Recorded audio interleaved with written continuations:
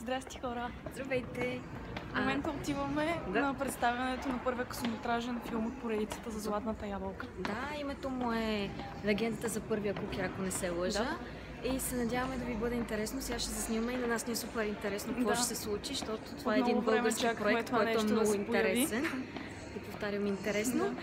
Но да, тепърва ще видим какво ще се случи. Вече сме пред входа на литературен клуб Перото, където се провежда събитието.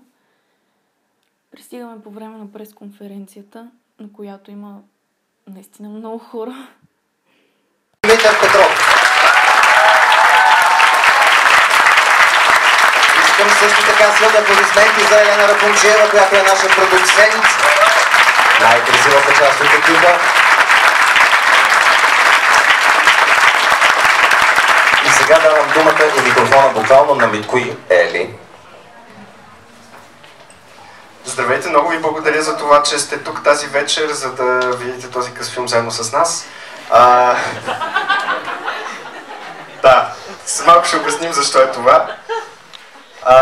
Легенда за първия кукер е 4-минутен късометражен филм, над който работихме около 5 месеца. Международен екип от 28 души, разпръснат в 6 държави. Част от екипа е тук. Ето там виждам Маги. Боби не го знам къде се е скрил. Ето го там и Боби. Те дадоха всичко от себе си да направят възможно най-готиното филмче, което можем да ви покажем, като голяма част от средствата, освен в късия филм Легенда за първия кукер, бяха инвестирани в допълнителните разработки на сериала Златната ябълка. За да ви разкажа какво става с самия сериал, нещата се развиват много добре. Представяхме проекта във Франция, където имахме страшно положителни отзиви. В момента продължаваме работа по Златната ябълка, предстои втора краудфандинг кампания. Преговори с международни продуценти, канали, дистрибуторски канали и търсене на подкрепа на родна почва, както и сме много щастливи да обявим, че от утре официално, освен че пускаме онлайн това филмче, което тук що видяхме, също така отваряме и онлайн магазин, където ще може да си купите всякакъв вид тениски, артворк от проекта и всички приходи, както е било до момента, отиват в разработката на сериала Златната ябълка.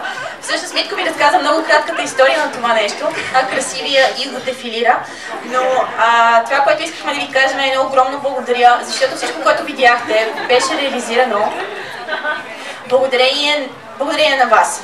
Абсолютно всички средства за този филм са всъщност дарени от 1100 човека от България и всъщност от цял свят, благодарение на нашата Kickstarter кампания и също така благодарение на продажбите на чаши и тениски, които сме правили до момента. До момента беше поръчки на парче, тук чаши, тук тениски, сега вече ще си имаме онлайн магазин. От утре тръгва, така че сте официално поканени да го посетите. Също така фокуса на тази вечер, освен нашето филмче, и бих искала да ви поканя, ако искате да ни подкрепите и да продължим работа по този проект, може да го направите чрез кутиите за дарения, които се намират в този ъгъл там и този ъгъл там. И за дарения над 20 лева бихме искали да ви направим подарък и може да си изберете какъвто искате мърчандайз, който се намира на масите до кутиите за дарения. Има и други видове, освен тези, които... Да, просто нямат ръце, освен тези, които виждате. И така, благодаря ви още веднъж. Това е нашето филмче, но това е вашето филмче. Надяваме се, че ви е харесало. Също така, последно, но не е по значение. Искаме да обявим и едно партньорство, което се случи съвсем скоро с Егмонт България на 11 декември. Без осветление, бе, момче. Добре, влизам. На 11 декември в зала 4 на НДК от 16 часа ще представим книгата с приказка. Сега ще я покажем на екрана. Легенда за първия кукер.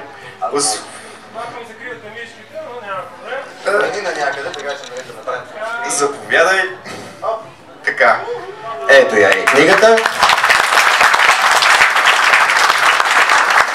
Освен книгата с приказка, заедно с партньорите ни от Егмонт ще представим и книжка за оцветяване, както и занимателна книжка. Една от наградите, един от подаръците, който можете да получите тази вечер срещу за дарение над 20 лева, всъщност е ваучер за самата книга, предварителна покупка.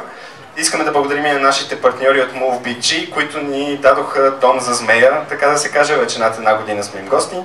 както и на Перото, защото ни помогнаха да направим това събитие.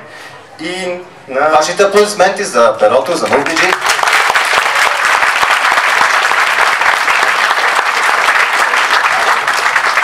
Както и на Еко Агро, които предоставиха био-ябълков сок. Надявам се да е останал ето там до една от масите за дарения. Много ви благодарим. Аз също така искам да поканя тук сега, понеже дойдоха за тази прожекция, двамата мои колеги, с които заедно озвучихме този филм. Това са Живко Джуранов, който даде гласа си на Фран.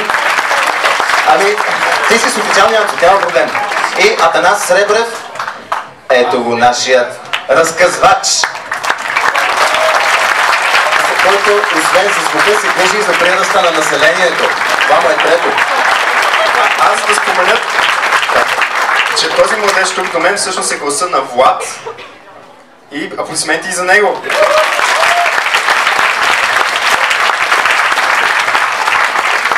Аз нали съм модел за рисунката? Ама си пуснал коса. Няма сега зимата да ходя така, лиши. Благодарим ви още веднъж. Хора, които не са изгледали късометражния филм на пресконференцията. Има, добре, радвам се, че е така. Сега светлините, благодаря. Как изведнъж става тъмно и супер готино и е време.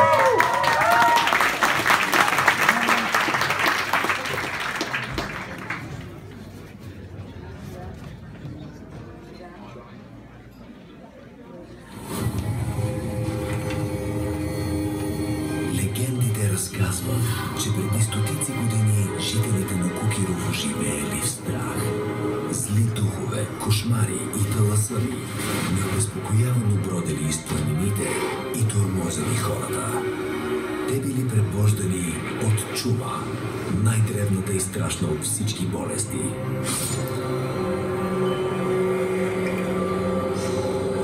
Противници на чумата били самотивите, лечители и духове на изворите. Те видели страданията на хората и решили да им помогнат. Самодивите примамили умел майстор-ковач до едно от техните сборища.